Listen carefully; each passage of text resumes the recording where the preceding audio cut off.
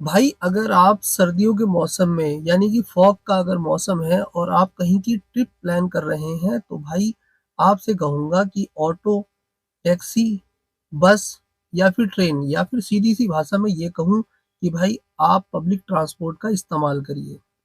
ये मेरी तरफ से एक सलाह है। अगर फिर भी आप नहीं कर सकते, अपनी गाड़ी लेके जाना इतना ही कहीं ज़रूरी है, तो भाई आप इन बातों का ध्यान रखिए और फिर आप जा सकते हैं। तो भाई सबसे पहले तो गाड़ी को पूरी तरह से चेक कर लेना है, बाहर से और अंदर से। जैसे चेक क्या करना है बता देता हूँ। भाई हेडलाइट आपकी ओके होनी चाहिए, ठीक है? और बैक लाइट बिल्कुल ओके होनी चाहिए। हैज़ार्ड लाइट जल रही है या नहीं जल रही है? और फॉग लाइट अगर है तो, वो काम प्रॉपर तरीके से कर रही है या नहीं कर रही है? भाई कुछ लोगों की आपने गाड़ियों की लाइटें देखी होंगी, वो अलग से गाड़ियों की लाइटें चेंज करवा लेते हैं, ठीक है? जो कंपनी से हमें गाड़ी की जो हेडलाइट का बल्ब होता है, वो थोड़ा-सा येलोइश कलर का होता है, ठीक है? जब उसकी रोशनी निकलती है, थोड़ी पीली-पीली सी होती है। तो कुछ लोग टशन मारने के लिए या फिर रोशनी को बढ़ाने के लिए जब भी वो गाड़ी का जो बल्ब चेंज करवाते हैं ना, तो वो उस समय व्हाइट कलर चूज़ कर लेते हैं, ठीक है? तो वो व्हाइट कलर से ना बड़ी प्रॉब्लम होती है फॉग फॉग में। जब हम व्हाइट कलर की लाइट जब जलाते हैं ना, तो क्या होता है कि फॉग भी व्हाइट कलर की होती है और जो हमारी गाड़ी की जो लाइट निकल रही है, वो भी व्हाइट कलर की है, दोनों की दोनों आपस में एब्ज़ॉर्ब हो जाती है। तो वो फॉग को चीर ही नहीं पाती। तो ऐसे में भाई येलो कलर की लाइट सबसे बढ़िया मानी जाती है, तो येलो कलर की लाइट बहुत ज़रूरी होती है, ठीक है? तो आपकी गाड़ी में अगर येलो है तो कोई प्रॉब्लम नहीं है, अगर नहीं है तो फॉग के मौसम में उस लाइट को लगवा लें, ठीक है? और हाईवे पे भाई तभी निकलें फॉग फॉग वाली कंडीशन में। अच्छा एक चीज़ और है कि भाई कई लोग क्या करते हैं कि हाई बीम पे गाड़ी चलाने की आदत होती है, तो भाई कभी भी फॉग में हाई बीम पे गाड़ी चलाने पे ना और भी ज़्यादा दिक्कत होती है। फॉग की चादर और भी ज़्यादा गहराई हुई नज़र आती है। तो कभी भी हाईवे पे चलें और फॉग का टाइम है तो हाई बीम पे बिल्कुल भी नहीं चलें, ठीक है? इस बात का भी ध्यान रखना बहुत ज़रूरी है। वाइपर आपके एकदम सही होने चाहिए चकाचक, उसके ब्लेड वगैरह खराब नहीं होने चाहिए, ठीक है? और दूसरी चीज़ वाइपर का जो डब्बा होता है जिसमें वाटर होता है, वाइपर वाला पानी, वो अपना चेक कर लीजिएगा उसमें पानी होना चाहिए। कई दफ़ा क्या होता है कि फॉग में अ, एक तरह की फॉग जम जाती है, छोटी-छोटी ओस की बूँदें टाइप आ जाती हैं, तो वो सब क्लीन करने के लिए हमें चाहिए और उसमें शैम्पू वगैरह डालना चाहें तो वो और ज़्यादा अच्छा है। फिर आ जाते हैं गाड़ी के अंदर। और भाई एक बात और ऐड कर देता हूँ यहाँ पे छोटी-सी, बहुत कम शब्दों में कि भाई देखो हैज़ार्ड लाइट की एक वीडियो मेरे चैनल पे डली हुई है, अगर आपने नहीं देखी है तो उसे देख लेना। तो ये ऐड करना चाहूँगा इसमें कि भाई कई लोग ना हैज़ार्ड लाइट भाई कूल दिखने के लिए यूज़ करते हैं और कुछ लोग होते हैं भाई देखा-देखी नकल करते हैं।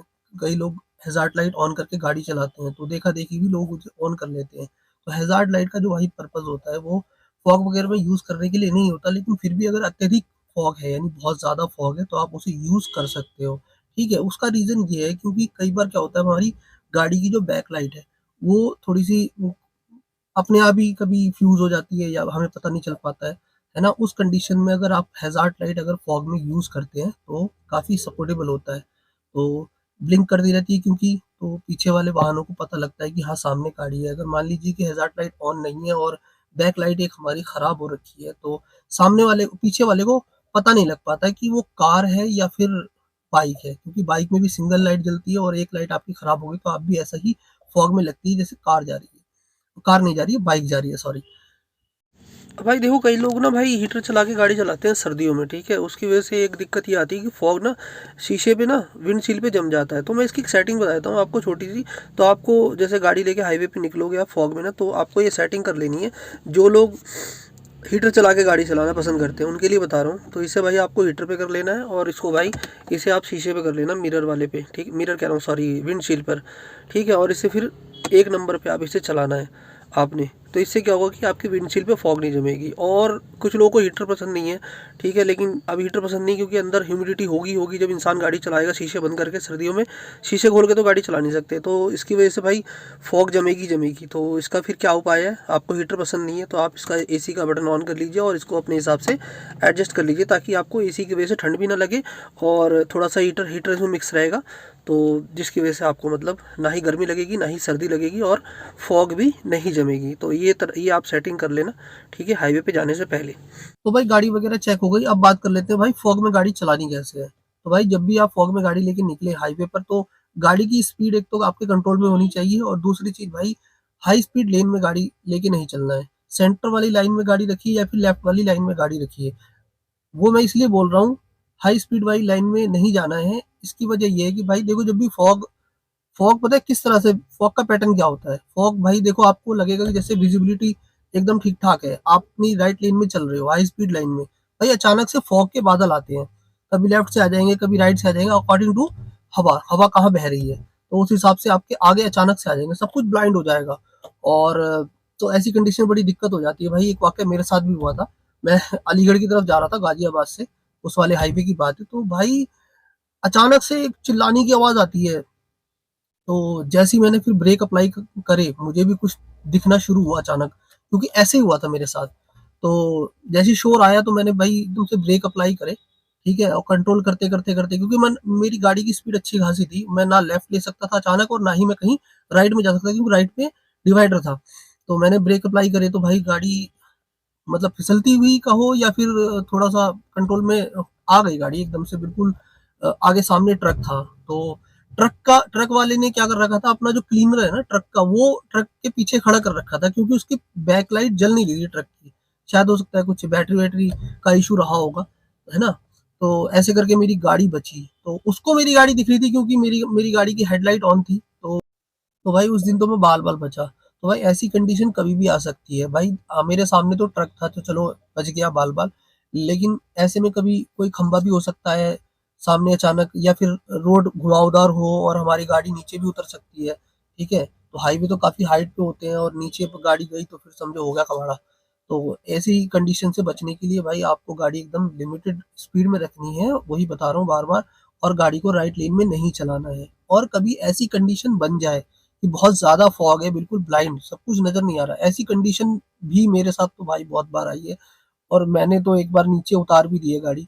तो ये सब तजुर्बे हैं जो मैं आपके साथ शेयर कर रहा हूँ। तो ऐसी कंडीशन में आपने गाड़ी नहीं चलानी है, क्योंकि जान है तो जहान है भाई, जान से बढ़कर कुछ भी नहीं है। तो गाड़ी को लेफ्ट में आप, गाड़ी बिल्कुल रोड की जो लेफ्ट में पट्टी होती है ना व्हाइट वाली, उससे भी नीचे आपको, है ना, स्पेस होता है, इतना स्पेस गवर्नमेंट छोड़ती है हाईवे के किनारे की आप वहाँ पे गाड़ी पार्क कर सके। तो ऐसी सेफ्टी से गाड़ी पार्क करें। कई लोग बीच में ही अपना गाड़ी, जैसे फॉग अचानक से आई और स्पीड कम कर लेते हैं, और इतनी फॉग का आलम इतना खराब होता है कि भाई बंदे गाड़ी वहाँ पे वहीं खड़ी करके बैठ जाते हैं, ठीक है। तो ये बिल्कुल भी नहीं करना है, क्योंकि पीछे से हो सकता है कोई गाड़ी स्पीड से आ रही हो, है ना, वो ड्राइवर इतना ट्रेंड ना हो, वो गलती कर सकता है। आप बिल्कुल सही है, आपने गाड़ी रोक ली है, लेकिन उन लोगों से बचने के लिए तो गाड़ी को लेफ्ट में उतारना ज़रूरी है। और आपने देखा होगा, अगर हाईवे पे आप कभी गए हों, या फिर मैं अपनी तजुर्बा की बात करता हूँ कि भाई मैंने अक्सर हम जो ट्रक वालों का नाम गलती से ले लिया, बस वाले जो होते हैं ना, अक्सर बस वाले भाई बहुत तेज चलाते हैं। उनको कोई फर्क नहीं पड़ता भाई कितनी फॉग है कितनी नहीं। शायद हो सकता है वो काफी हाइट पे ड्राइवर बैठता है तो उसको रोड दिखती होगी, क्योंकि जो फॉग का पैटर्न होता है वो थोड़ी फॉग भारी होती है मेरे ख्याल से, तो वो नीचे नीचे तैर रही होती है। फॉग का पैटर्न ही कुछ इस तरह का होता है। तो जो बस वाले हैं वो गाड़ी सही स्पीड में मतलब खींच रहे होते हैं।